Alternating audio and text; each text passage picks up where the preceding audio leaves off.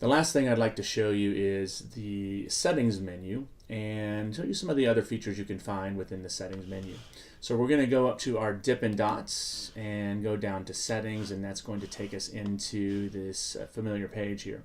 We've already talked about adding new people, signing in and out here, and we can do that from the top of the settings page. We can also manage other people. So similar to what we did up here with the GTrainer demo and clicking here, we can come here simply and it's going to take us to this page here. So if I have an account that I want to get rid of, if I hover over this, I see the 3 Dippin' Dots here. That allows me to remove a person, or I can come down here and I can add a person using this menu here. I can import bookmarks similar to what I did from the bookmarks menu up in your settings or your Dippin' Dots. Same kind of thing here.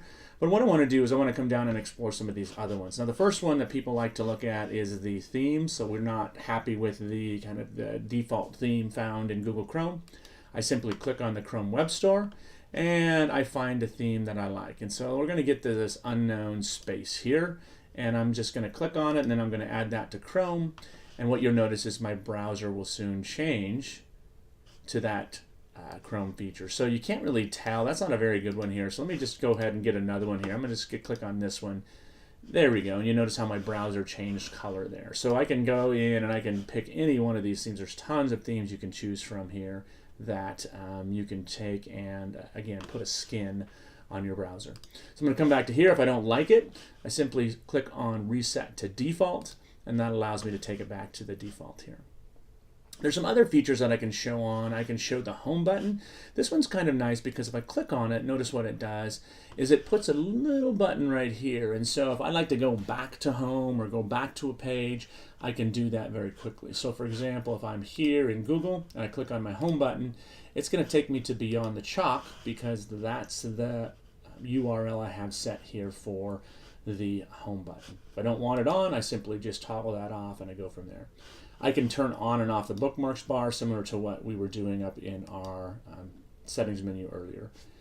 This is really nice for some of your kiddos that are visually impaired, and so if I want to take and I want to change my font size, make it much larger, I can do that.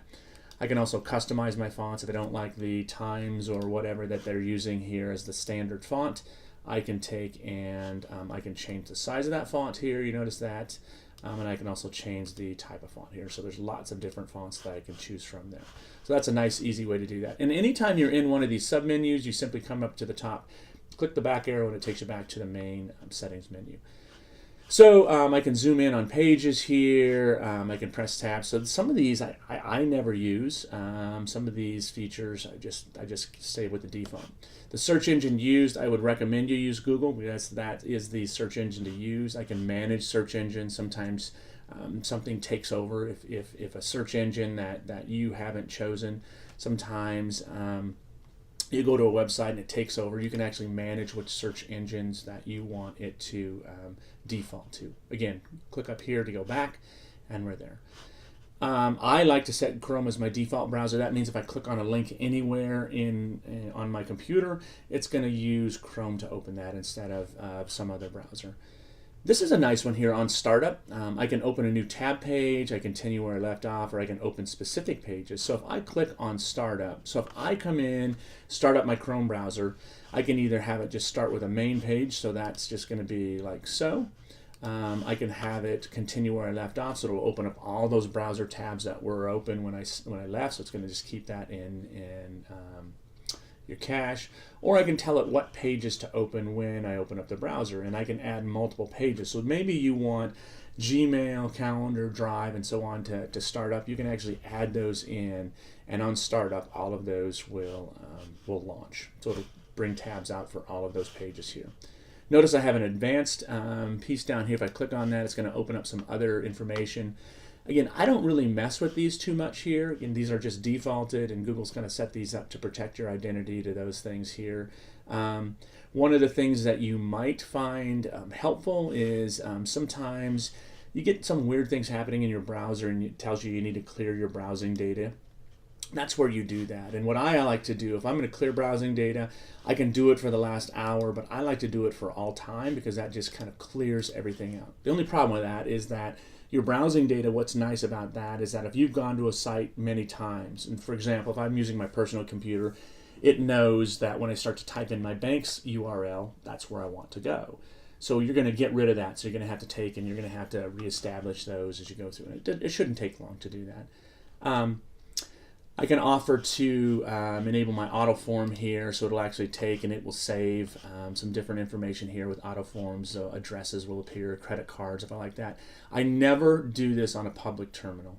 All right, so I would do this. Notice I have it turned on for my personal computer. That never leaves my presence, right, usually, but make sure if you're going to do that, you don't do that on a public terminal. I can manage passwords, change languages. This is something that people don't always understand. So it's currently set to go to my downloads folder.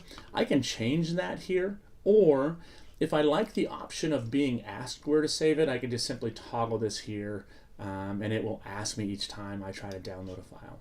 Again, cloud printing, you're probably not going to get into that a lot, but just know that there's lots of different features here that you can get into. For those of you that are dealing with special ed students, there's some accessibility features here. So if I click on this, it will again take me to the web store, and I've got some high contrast, different types of skins here that I can add, color enhancing, and those types of things. So it's worth looking into those if you are working with kids with special needs. And if all else fails and something's not working right with my browser and somebody tells me I need to reset it, I simply come down here to the very bottom and click on reset, and that's going to take me to this page here that asks me to reset everything. And that's it. That's the kind of down and dirty of the settings menu here under the hood, I guess. And so now what we're going to do is we're going to jump into some other features that we can actually start to use this as a teaching tool.